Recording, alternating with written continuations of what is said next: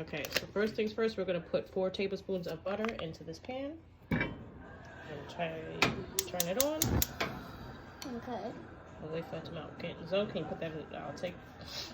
Okay. Put that in Garbage. butter. Yep. I got my little helper Zoe helping me today, so we're gonna watch this thing melt. I'm using the same pot that I boiled my pasta with, so because I don't feel like using another pot, and it's the same thing. So I boiled my pasta off screen, put it in a pan, and now we're waiting for the butter to melt. Next, we're gonna add the flour. Okay, so off screen, I added 4 tablespoons of flour, all-purpose flour. Right now, what we have in there is butter and flour, equal parts, 4 tablespoons apiece. So we're waiting for it to melt. We want to watch this melt down. It's a traditional roux. If you know how to do a roux, then I don't have to tell you. So this is pretty traditional. We're gonna wait for the stuff to melt down, mix it around, let it cook. We're gonna cook it until the for a couple of minutes, maybe 2 to 3 minutes. We don't want it to burn because then it can have a nasty burn taste in the macaroni. But you want to try to cook the flavor of the flour out of it before you add it. Here, mixing. Mix this up. Okay. Come on, mix the flour into the butter. Okay.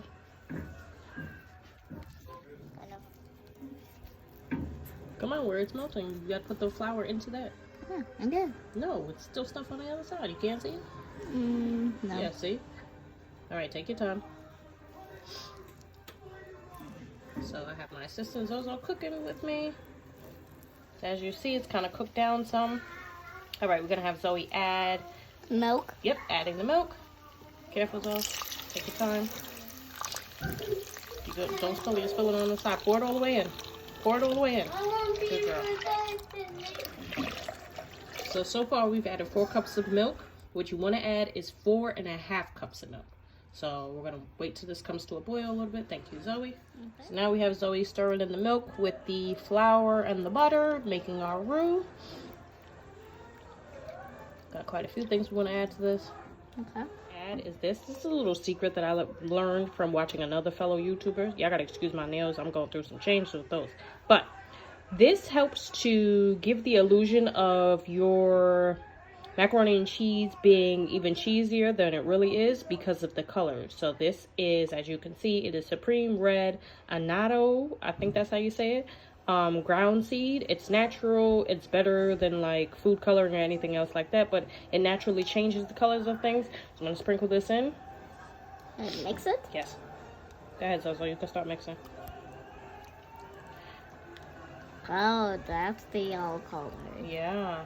So it gives it, when you mix it in, it gives it a nice yellow. Take it easy, though. Not so hard. Alright, so this thing is going to cook down some more and have a nice yellowy color to it. Now, that's just one of the first things that I add to it. Next, I'm adding my garlic powder. You should add a tablespoon, but I do this, I can do this in my sleep, so I just eyeball it. So, yeah, I'm going to try to put everything down in the description box, but... Black pepper.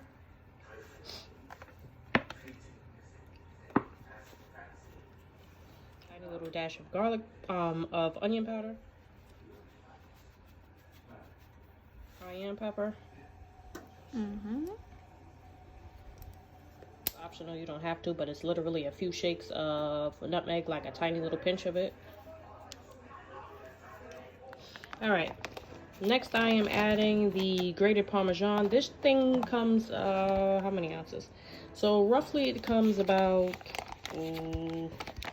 each time I make it, I use about half of this. So whatever this measurement is, I have no idea. That's terrible. I really should know, but like I said, I dumped the whole thing in. So it looks like yellow. Yep.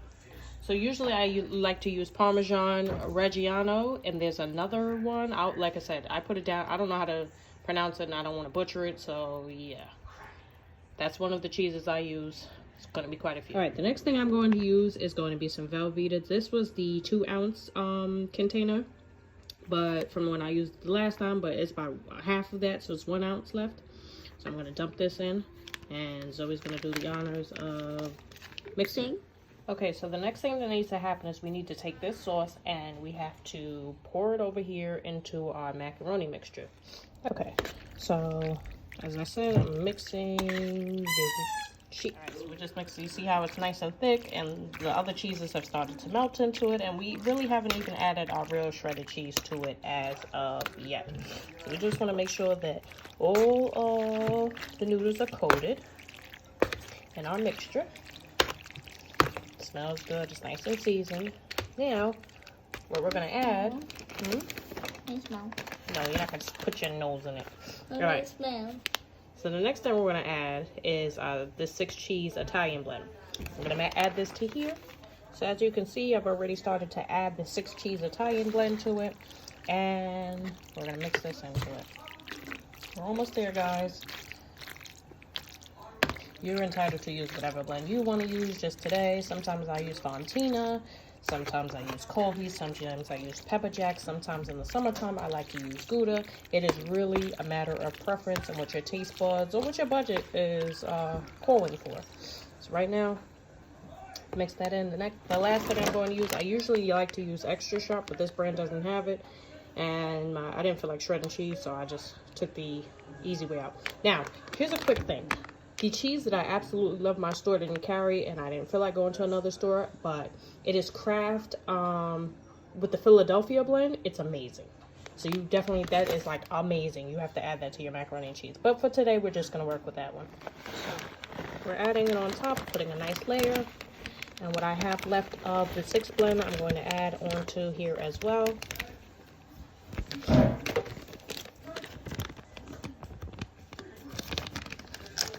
My family, if y'all hear the noise in the background, is being crazy today. Hi.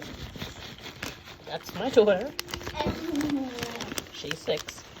She likes to cook. Yes. We're going to put a nice coating on here. Again, I'm working with one hand, so y'all got to work with me. Melted. Yummy and good. Yummy and good. As per Zoe. So we just... Alright. So this is all of what our dish is going to look like. I'm going to put it in the oven, cook it for the next 30 minutes. I like to put mine for the first 10 minutes uncovered into the oven. Uncovered into the oven because I like the cheese to melt and not stick to the tin foil. Then after which I cover it, and then that's that.